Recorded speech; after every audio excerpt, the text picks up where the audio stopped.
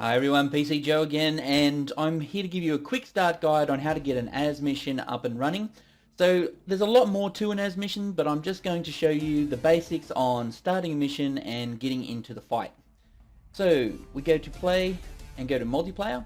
Now even if you are going to play the game or the mission solo, still play it inside of the server because you're going to get a lot more benefits, the ability to respawn, all those kind of things. So you want to host a server and have the host set to LAN. This means that only computers on your local area network can connect, and obviously if you don't have anyone, then it'll just be you and no one else will. Go host server, go to your mission and open it up. Select the top guy here, group commander. He's the only guy that's actually inside of a squad, and he also has some additional support options that you'll probably use. Press OK.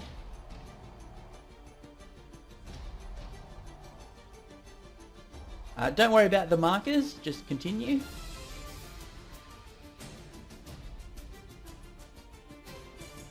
And we are inside of the mission.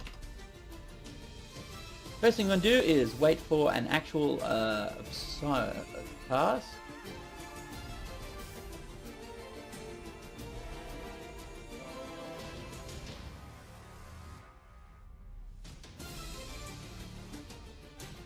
Okay, we've got one assassinate officer. Way up here on the north side. Now the marker is never 100% accurate. It's basically telling us that there is an objective somewhere in the kilometer distance of this marker. I'm going to use the terrain here and guess that there are a group of buildings here. So somewhere here is going to be most likely where our target will be. So I'm going to now select a good drop zone. We will drop in over here.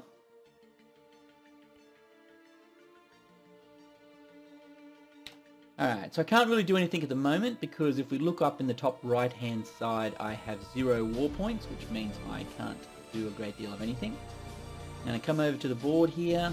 I'm not going to go through all the options in here, but find the red one which says war point injection.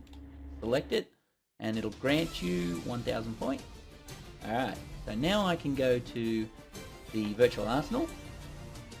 I can outload my character with whatever gear I want, and I've actually got some saved ones.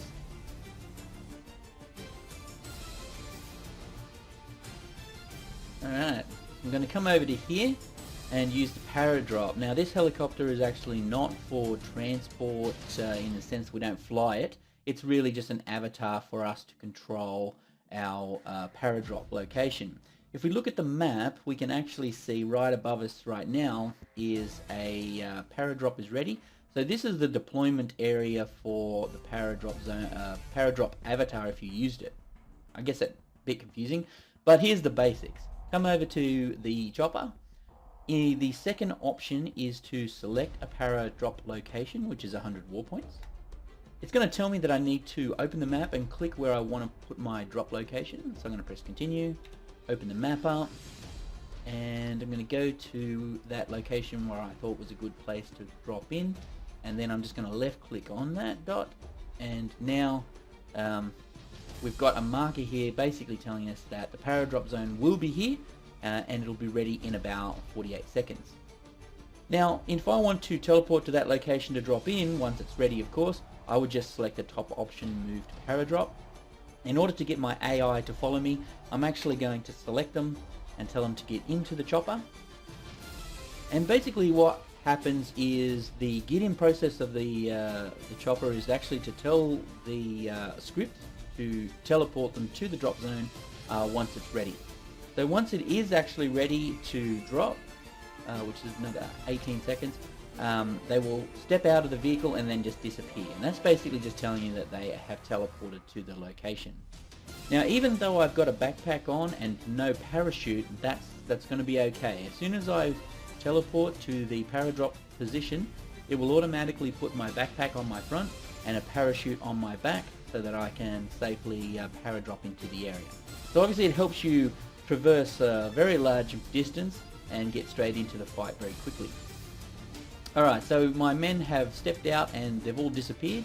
And if we kind of spin around, they are way over there. If we look at the map, you can actually see the men are dropping in. So we better go join them. So if we look at the character, we can see my backpack is on my front and a parachute has been automatically put on my back.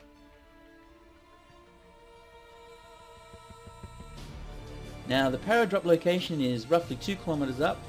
The height is random and the position is random, so you might miss the target. We've probably paradropped a bit too close. My squad are taking fire.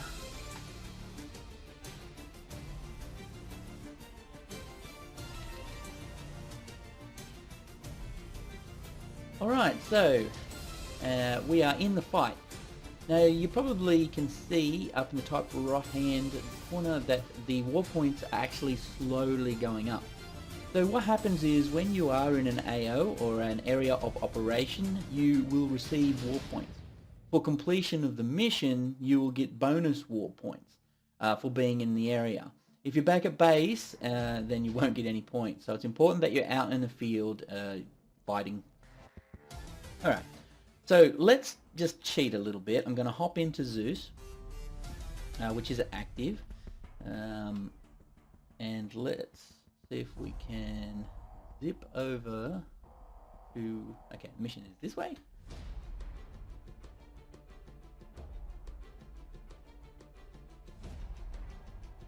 So somewhere over here, so we've got a few vehicles, there's a couple of patrols, there's a couple of patrols there, a couple of guards, there's the tent, that's where our officer would be. So what I'm going to do is I'm going to cheat and just drop a bomb on our unsuspecting officer, simulating me actually shooting him. Alright, so it's not going to be pretty for him.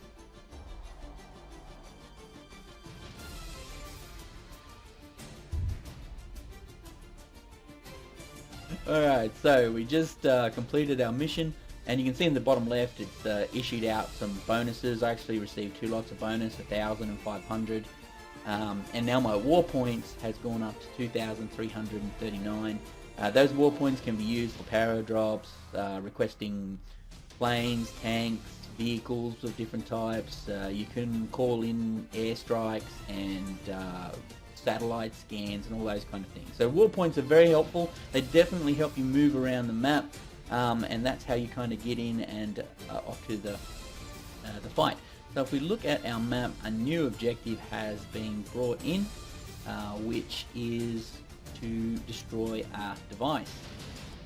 Now that mission is about looks about 2.7 kilometers that way. So what I'm going to do is I'm actually going to use some support options to help me get the hell out of here with me and my team. First one is I'm going to call in for a helo extraction. We might head towards the coast here and try and extract from there. So I would use these are standard Arma controls, by the way. So 0,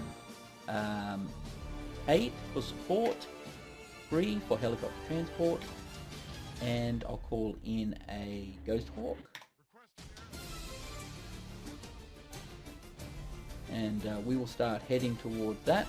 But we want to clear a few of these vehicles out in the area, so I'm actually going to call in for a gunship if I can afford it. So again, 0, but I'm going to go to radio this time, and we can see here we've got some options. Fixed wing UAV, fixed wing, and a gunship.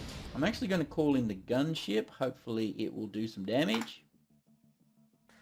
So I just lost 1,000 points off my war points, but a CAS has been issued. Alright, I'm looking for a good insertion zone, and I think here looks pretty good.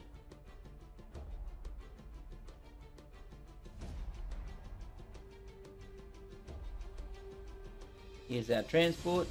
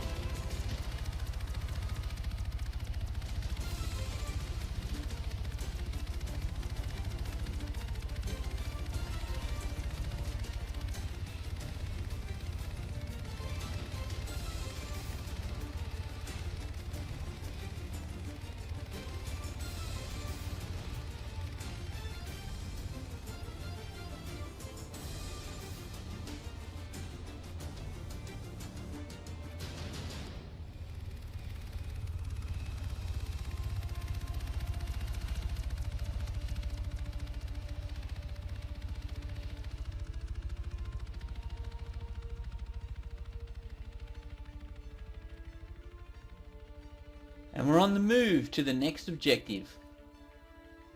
Anyway, there you go. That's how you get started, get in there, get around, and hopefully it's changed the way you think about playing Arma.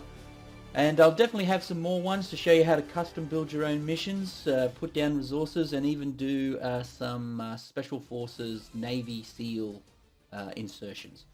Anyway, I will see you in the next chapter.